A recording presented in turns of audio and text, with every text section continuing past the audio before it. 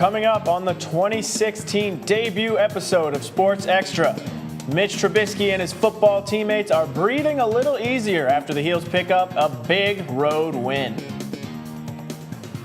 The top two teams in men's college soccer battled this weekend as the Heels tried to catch the Tigers by their toes. And a former UNC athlete and Sports Extra alum who's turning his passion into a profession. All that and so much more. Sports Extra starts right now. From the University of North Carolina School of Media and Journalism, covering the full range of Tar Heel athletics. This is Sports Extra. It's been a long, long time, but finally, Sports Extra has returned to Chapel Hill. I'm Rivers Upchurch. And I'm Peyton Walker. Welcome back to Sports Extra, UNC's only on-campus sports talk, highlights, and analysis show. Now, it's been a while since our most recent show here at Sports Extra, and a lot has happened since then. Here's a quick recap. In April, UNC received its notice of allegations from the NCAA, which implicated the women's basketball team, but no others. The women's lacrosse team won the national championship against Maryland by 6 goals, and the Tar Heels celebrated their second national title in 3 years. And thanks to a game-saving performance by goalie Brian Balcom, the men's lacrosse team also beat the Maryland Terrapins to win the national title, with this rocket from Chris Cloutier sealing the deal. And for Carolina football, kicked off against the Georgia Bulldogs, and running back Nick Chubb ran wild on the Tar Heel defense all night long. Chubb finished with 222 yards and 2 touchdowns on the way to a 33-24 Georgia victory. So after that frustrating loss to Georgia, Carolina looked to pick up their first victory of the season at Illinois. We'll start with a Mitch Trubisky running the QB draw and whoop, as Chris Berman would say. Wow, let's look at that one more time. Okay, we need to get out our Xbox controller here to help illustrate what happened. B button, that spin move for all you Madden newbies out there. Mitch was getting it done on the ground with not 1, but 2 rushing touchdowns on the night. Not bad for a guy who was supposed to be just a pocket passer. He finished with 4 total touchdowns. Wait, what's that sound? We have an Elijah Hood sighting. He breaks 1 tackle and he could go all the way. That was Hood's second touchdown on the night. Carolina gets the win 48-23. For more about what the Tar Heels will look like this season, let's bring in football analyst Paul Beam. Paul, what's the strength of this squad? Peyton, some people would say this team is all about Mitch Trubisky and the star-studded wide receiver core. But this team's biggest strength is the running back position. And it's clear that if they don't get the ball enough, it's hard for UNC to be effective offensively. Let's take a look at some numbers. Against Georgia, Elijah Hood and TJ Logan had a combined average of more than 10 yards per rush on just 16 carries. That's essentially a first down every time one of them touched the ball. Mitch Trubisky, on the other hand, dropped back to pass 40 times and averaged just 4 yards per attempt. Against Illinois, Hood and Logan combined for 24 carries and had a combined average of nearly 6 yards per play. Not as amazing as it was against Georgia, but still a great number. Since the running game was established, the field opened up for the pass Trubisky to drop back only 24 times for an average of 11 yards per pass attempt. The moral of the story here is give the balls to the backs. ESPN analyst Kirk Herbstreit said that Elijah Hood was the best kept secret in all of college football, and it's because he doesn't get the ball enough. Speaking of secrets, the X factor for this team is Hood's running mate TJ Logan, especially on special teams. Logan is an explosive runner, and it really shows when he's returning kickoffs. He gets upfield in a hurry, he finds a seam he can run through, makes one guy miss, and it's off to the races. Sorry, Georgia kicker, you're not going to catch him in the open field. He's an absolute burner. He's going to throw up the X right there. Even he knows he's the X factor for the team. Ryan Switzer, watch out. Logan could be the special teams MVP this year. We all know that Carolina has great talent and depth on offense, but the biggest question mark for this team coming into the season was on the defensive side of the ball. The linebacker core lost both Shaquille Rashad and Jeff Schottmer, who are both key leaders for the defense, and it was unclear who would fill their spots. One guy has really stepped up and established himself as the leader of the unit, and that's sophomore Andre Smith. This Illinois possession shows just how good he is. Westlump drops back to throw the halfback screen, and Smith has already read it. He has his foot planted and is going in the right direction before the ball is even thrown. That results in a tackle for loss. The running back didn't have a chance. That is incredible play recognition from Justice Sophomore. Then the very next play, Lunt again completes a throw to his back in the flat. Now, if Smith doesn't make this open field tackle, it's going to be a first down for Illinois. Smith doesn't over-pursue the play and makes the tackle to force a fourth down. That's the kind of defense that can get Carolina back to the ACC championship game. This team has tons of talent, but no room for error. With a loss to Georgia and 2 FCS opponents on the schedule, the Heels will have to win out and win the conference to have a chance at the playoff. Personally, I have the Heels going 10-2 and making another trip to Charlotte to play for the conference championship. Back to you, Peyton. Football. Thanks, Paul. Now, one former Tar Heel wide receiver and a Sports Extra alum is starting to make a name for himself as a reporter. I caught up with a friend of the show who you just might remember. After 3 years as a walk-on on the football team, Taylor VIPlist is finally getting his time in the spotlight as the face of GoHeels.com's football coverage. For Tar Heel football, I'm Taylor VIPlist, and today I'm here at Media Day to ask the hard-hitting questions, which is more than Coach Fedora asked me to do in my 3 years as a member of this team. Growing up, I wanted to be a professional athlete, and unfortunately, God did not gift me with those abilities, so I'm trying to use other things that He gave me, and I always remember growing up that Stuart Scott was such a big idol of mine, and just the way that he made sports seem so cool. So once I started learning more about the reporting side, it was just a match made in heaven. Taylor says the countless hours he spent with the team and the coaching staff have helped make him a better reporter. I think the biggest thing is the credibility. People know that I went through the training camps, I went through the practices, I sat in the meeting rooms with all the coaches. So just that experience and the knowledge that I took from the playing field, and I'm trying to transition as a reporter. Even though Taylor is now a member of the media, he says he still feels like one of the guys. I would say the relationship is still pretty much the same. My roommates are Elijah Hood, Ryan Switzer. I don't know if you ever heard of them. But a lot of the things that I'm trying to do is just show that these guys are just like anybody else. They like to have fun. They're relatable. One of the videos that I did, I was talking to Switz about how much he likes The Bachelor. And the only reason I knew that is because we watched it together the night before.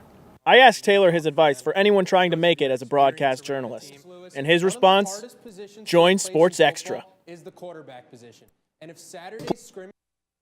videos have been growing in popularity each week, and this past week his interview with Jeremiah Clark was featured on ESPN's His and Hers. Taylor is definitely making both the football team and us here at Sports Extra very proud. From one brand of football to the other, the Tar Heels traveled to Clemson on Friday for a clash between 2 top 5 teams.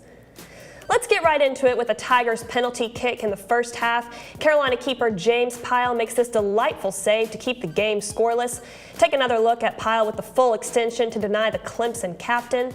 And just before halftime, Carolina reserve Jelani Peters serves a ball across to Tucker Hume, but a Clemson defender is there to block it away. Later in the second half, UNC freshman Cam Lindley comes up with a brilliant interception, followed by an even better ball to Zach Wright, who slots it home past the Tigers keeper. Go ahead and celebrate there, young fella. He's about to high-five one of his teammates right there. And as Wright just opens his hips up slightly to put that one in the back of the net, you see it in the replay there. Final score, Heels 1, Tigers 0. The Carolina women's soccer team took on UCLA Friday in the first of 2 West Coast matchups this weekend. Starting off here, the UCLA defender commits a bad tackle in the box, and junior midfielder Annie Kingman steps up and converts the penalty kick in the 27th minute of the first half. Tar Heels take the lead 1-0. Kingman gets the congratulations from her teammates. And the Bruins scored quickly to start the second half, but then junior midfielder Megan Buckingham with the long-range strike to secure the Tar Heel victory. Carolina 2, UCLA 1. 2 days later, different story for the Heels. Southern Cal started hot with 2 quick goals, including this header off a corner kick, and goalkeeper Lindsey Harris did her best to keep UNC in the game, coming up with a big save on the penalty, but the offense just couldn't find the back of the net, and the Tar Heels lose this one 3-0. Now, iconic basketball coach Dean Smith once said, UNC is not a basketball school, it's a women's soccer school.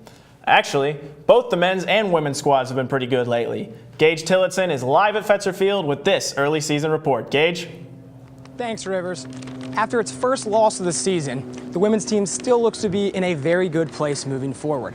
First-year attacking midfielder Zoe Rede seems to need no time adjusting to college soccer, as she already has a team-high 3 goals.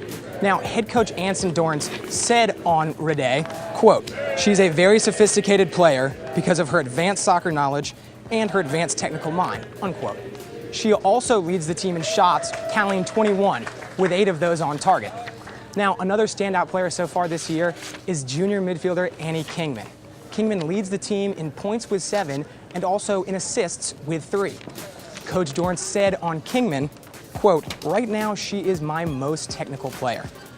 If we win the ball and Annie Kingman is unmarked, then we want to give her the ball," unquote. Now, the team will have to compete this season without junior forward Jessie Scarpa, as she and fellow UNC teammate Taylor Otto will be training with the women's U20 national team in California. They both look to represent the United States in the FIFA U20 Women's World Cup, which will take place later on this winter. Now let's shift gears to our men out on the pitch. After that great performance Friday night, things look to be extremely good for our men. This will be the first year that the Hume twins will be able to play on the same field together wearing a Carolina blue jersey. Striker Tucker Hume and defender Walker Hume pretty much have both sides of the ball covered. Tucker, nicknamed the super sub from last year, already has 3 goals this season, including 1 game winner in the game against VCU. Tucker has a nifty 13 shots with 7 of those on target. Now, moving on to the other Hume, Walker has been an easy pick in the back for head coach Carlos Samuano. The redshirt senior is back from an injury that saw him miss all of last season, but it looks like the time off did not hurt him at all. The 6'5" defender already has a goal and assist this season, tallying an impressive 3 points in 4 games. One more player to watch is redshirt senior Nico Mello. The Colombian-born midfielder played only 13 games last season, but he's already showing that he deserves a place on the pitch this year for UNC, having nearly matched last year's point total in just the first 4 games. So Mello won't be UNC's superstar this season, but this is his year to leave his mark on this very promising UNC team. So Rivers, just like our lacrosse program did a few months ago, look for both the men's and women's team to make a run for the national championship. Well, Gage, how possible is that really? I mean, the women have won a bunch of titles, but nothing lately. Well, great point. They haven't won since 2012, but having won 22 out of a possible 36 national championships, you can never count them out. And as for our men, they haven't won since 2011, but having grabbed the #1 recruiting class this year and the #1 freshman overall in Cam Lindley, things look to be very promising for those boys in blue. Back to you, Rivers. That's soccer expert Gage Tillotson live at Fetzer Field. Thanks, Gage. When Sports Extra returns, How does an Olympic swimmer return to normal life in college? We show you next.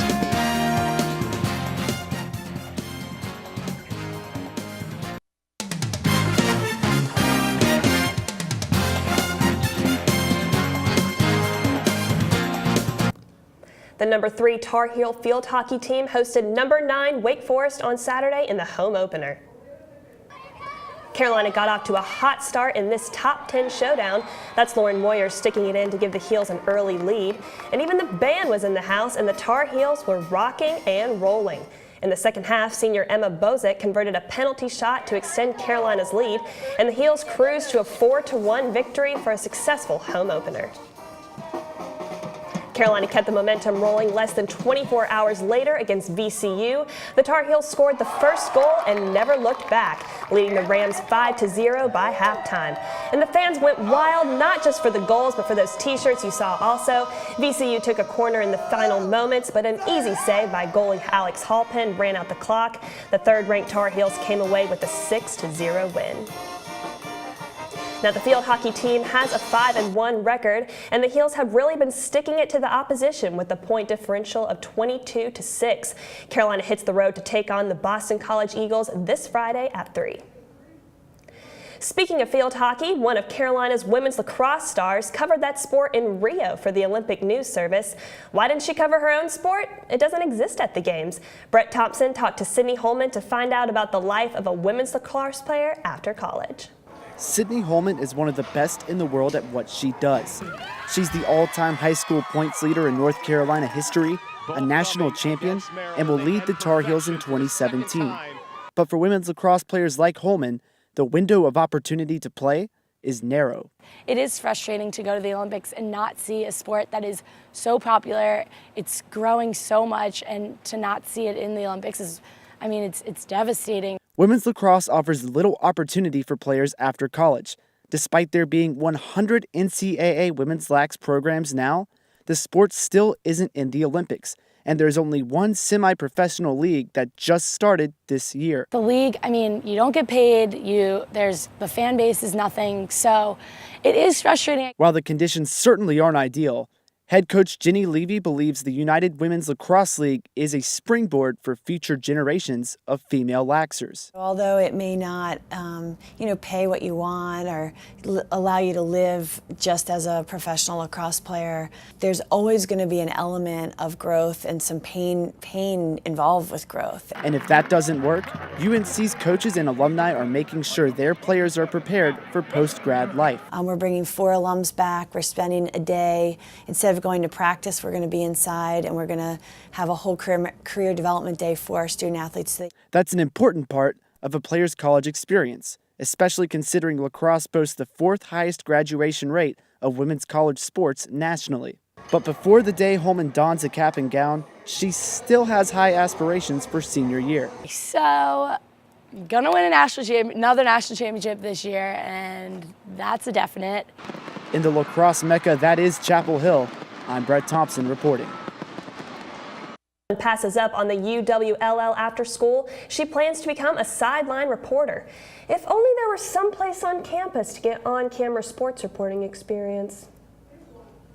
Don't know. After the Olympic Games ended, some athletes went back to practicing and shooting commercials for sponsors, but others went back to school. Lex Juarez has more about NC State's Golden Boy. NC State student Ryan Held won gold for Team USA. Since Rio, Held has been busy. I haven't gotten to that point yet of where I'm bored. I just need to do something for fun. Because typically I'm doing like schoolwork, going to practice, doing a media interview, and then kind of rinse and repeat.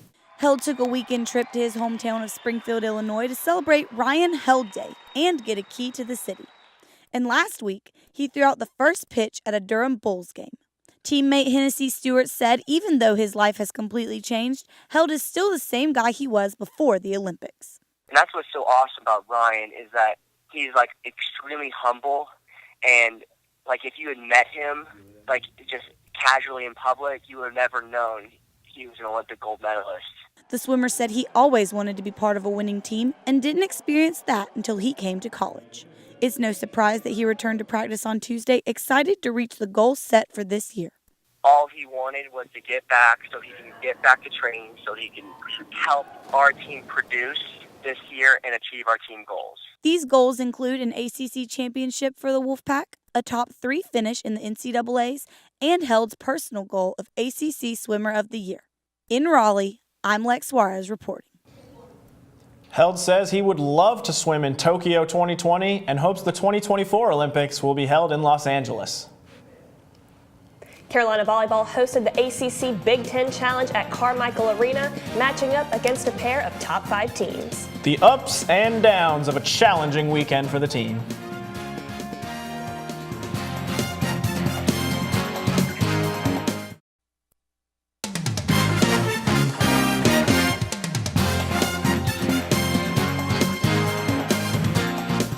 For those of you wondering why so much construction has taken place at Hooker Fields this summer, our Alexis Bell was able to get the scoops about the renovation. Orange construction tape surrounds the space that usually hosts Fall Fest, Elphick courses, and intramural sports. The project is replacing turf installed in 2006 that was becoming unsafe. This is a 100% recyclable material, so we'll be able to recycle all parts and all aspects of this field. Instead of putting the turf directly on a hard asphalt or a rock surface, it's a pad, it's a safety pad that will reduce the shock and the friction of our participants. And with this Brock safety padding underneath the synthetic turf will reduce injuries and concussions and other sports-related injuries that occur sometimes on synthetic turf surfaces. Along with safer turf, new LED lights on the field will reduce energy consumption by 40% a year and provide better quality lighting. We'll have a lot more light that'll stay on the field, and we'll have a lot better product for our intramurals, club sports, and other activities that will be participating at Hooker Field. Campus recreation administrators are excited about the improvements. Flag football and our sports clubs are really looking forward to having some of their matches and games on the new field. You name it, we'll be able to do it on the field. So we're really excited about our new product. Construction is expected to be finished by September 26th, with activities that usually occur on the field starting back up immediately after that. In Chapel Hill, I'm Alexis Bell, reporting. That's good news, just in time for intramural flag football season where I really shine. You better watch out for these moves. On Friday, the 11th ranked Carolina women's volleyball team played 2nd ranked Wisconsin, hoping to pull off the big upset. The Heels fell behind 2-1 and had to mount a furious comeback. They took Game 4 and in the deciding set, thanks to a hyped home crowd and an incredible spike from Taylor Leaf, the Tar Heels handed Wisconsin its first loss of 2016, 3-2, moving the Heels to 5-0 on the season. Carolina tried to keep that winning streak going against another top 5 opponent in Minnesota Saturday night. The Gophers jumped out quickly to a 2-0 lead thanks to monster blocks like that right there by Hannah Tapp. The Heels did show life in the 3rd set though, sealing it with a nice play by Taylor Borup, you see there. Little guy in the crowd definitely loving it. And Minnesota came back in the 4th with a vengeance though, ending the contest with one last block. Gophers take the match 3-1. Now, many of us follow our favorite Carolina athletes on social media. What does the Twitter sphere look like through their eyes? We'll tell you coming up.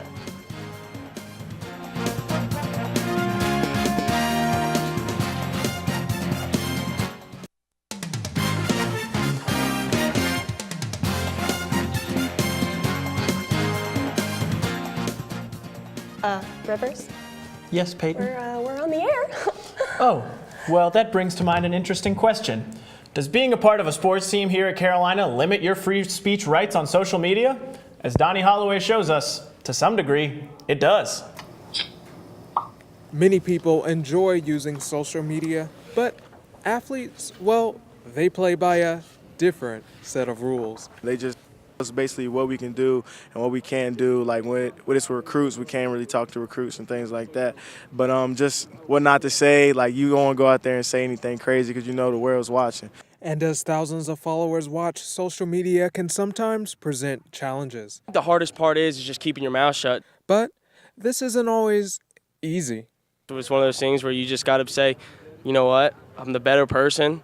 As much as I want to say something and come at you right now, I'm going to keep my mouth shut. One of the biggest points administrators stress to athletes is that social media posts can live on forever. And that anyone can save a simple screenshot indefinitely. Many athletes use social media to thank fans, share highlights, and post-game reactions. And some even use it to personally meet their fans, kids like Bailey. She had just been diagnosed with cancer after we went and saw her, her older brother and everyone reached out to us on social media. The pictures went out of our visit with her, and it was just a special moment. We were able to bond with someone who looked up to us and appreciated what we did on the field. Special moments creating lasting memories. So social media use has a big upside. Athletes just need to know how to use it and when. In Chapel Hill, I'm Donnie Holloway reporting. Yeah, you definitely see athletes getting in trouble for what they say on social media sometimes. But Peyton, tell me about your social media presence. What kind of things are you involved in? I'd have to say my favorite's probably Instagram. I think I like kind of scrolling through pictures, see what people are up to. I don't have Snapchat, though. Not a big Snapchatter. I don't know if that's your fave, or do you have a fave? No, Snapchat's all right. I'm more of a Twitter guy, though. Big at Rivers Up Church. Follow me. Well, that does it for this edition of Sports Extra. Thanks for watching. Good night, everybody.